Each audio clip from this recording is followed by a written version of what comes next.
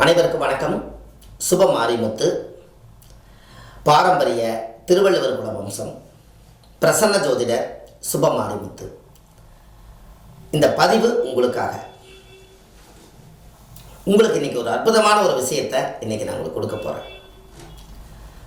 இந்த திருவாதிரை நட்சத்திரத்தில் பிறந்துக்கிறவங்களுக்கு ஒரு கமெண்ட்ஸில் கொடுத்துருக்காங்க. என்னோட வாழ்க்கையில் எதுவுமே எனக்கு சரியாக வரலைங்க.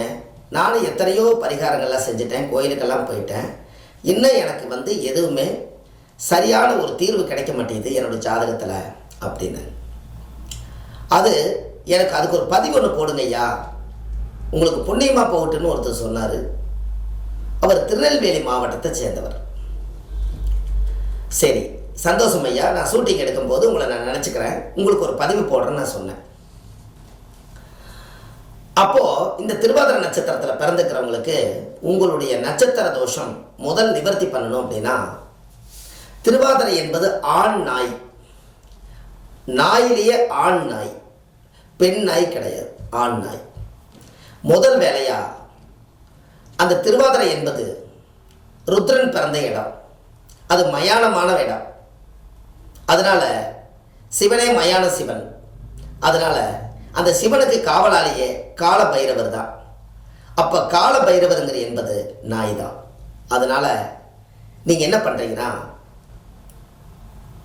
உங்களுடைய திருவாதிரை நட்சத்திரத்தில் இப்படி இருக்கிறதுனால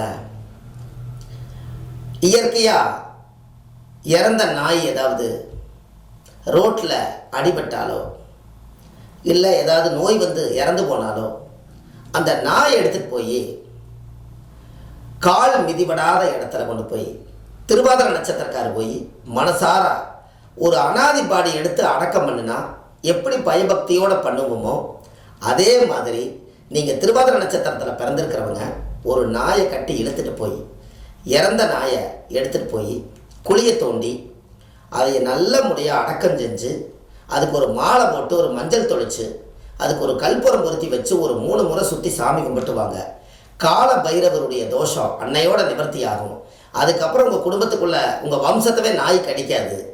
அன்னையிலேருந்து சிவன் உங்களை ரொம்ப நல்லபடியாக சந்தோஷப்படுத்துவார். இதுவரைக்கும் வாயுள்ள ஜீவன்கிறது மனிதர்கள், அவங்களவே எடுத்து அனாதி பாடி எடுத்து அடக்கம் பண்ணும்போது இது வாயில்லாத ஜீவன், அது இந்த நட்சத்திரத்துக்கு சொந்தமான கால பைரவர். அதனால் நீங்கள் திருவாதிரை நட்சத்திரத்தில் பிறந்திருக்கிறவங்க இறந்த நாயை அடக்கம் பண்ணுனா அன்னையிலேருந்து உங்கள் கர்மம் தீர்ந்து போயிடும். இதை கண்டிப்பாக செஞ்சுட்டு வாங்க. இது உங்கள் ஜாதகத்தில் இப்படி ஏதாவது திருவாதிரை நட்சத்திரத்தில் யார் பிறந்திருந்தாலும் இதை கூச்சப்படாதீங்க, அருகருப்பு படாதீங்க.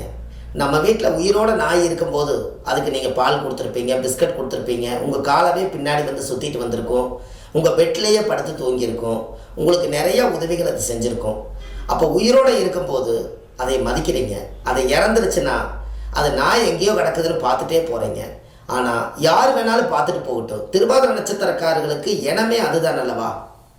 அதனால் இந்த திருவாதிரை நட்சத்திரத்தில் யார் பிறந்தாலும் கண்டிப்பாக இறந்த நாயை எடுத்து அடக்கம் பண்ணுனா அன்னையிலேருந்து உங்களுடைய குடும்பத்தில் பிரம்மகத்தி தோசை நிவர்த்தி ஆகுது, சிவன் சொத்தை அபகரித்த தோசை நிவர்த்தி ஆகுது, நாயை அடித்து கொண்ட தோசை நிவர்த்தி ஆகுது, நாய் அந்த குடும்பத்தை பிடிச்சி கடிச்சிக்கிட்டே இருக்கிற தோசை நிவர்த்தி ஆகுது. இத்தனை வேலை நடக்கும். இதை கண்டிப்பாக நீங்கள் செய்வீங்களா? இதை செஞ்சு தான் பாருங்களேன். உண்மையாலுமே உங்கள் வாழ்க்கை அதுக்கப்புறம் ரொம்ப அற்புதமாக இருக்கும்.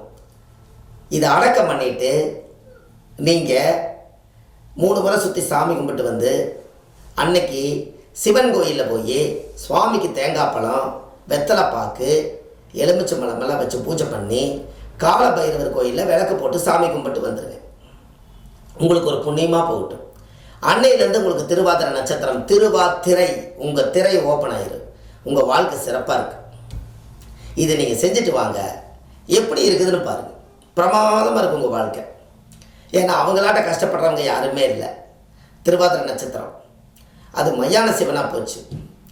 எத்தனை தான் நம்ம தேடி தேடி தேடி என்ன தான் நல்லது செஞ்சாலும் நல்ல பேரே எடுக்க முடியாது வாழ்க்கையில். ஏண்டா நம்ம இந்த வாழ்க்கையில் பிறந்தங்கிற மாதிரி இருக்கும். அதனால் இதை நீங்கள் செஞ்சு பாருங்கள், பிரமாதமாக இருக்கும் உங்கள் வாழ்க்கை. கண்டிப்பாக இதை செய்யுங்க. உங்களுக்கு வள்ளுவர் வாக்கு நம்ம யூடியூப் சேனலில் போய் பாருங்கள், செக் பண்ணி பாருங்கள். எல்லாம் நிறையா ஆயிரக்கணக்கான பதிவுகள் நிறைய கொடுத்துருக்கேன். இதில் ஆன்லைன்லேயே நம்ம ஜாதகம் பார்க்குறோம். Date of birth, time, place மட்டும் அனுப்பிச்சி வச்சா போதும். ஃபோன்லேயே உங்களுக்கு ஜாதகம் பார்த்து சொல்லிடுவோம்.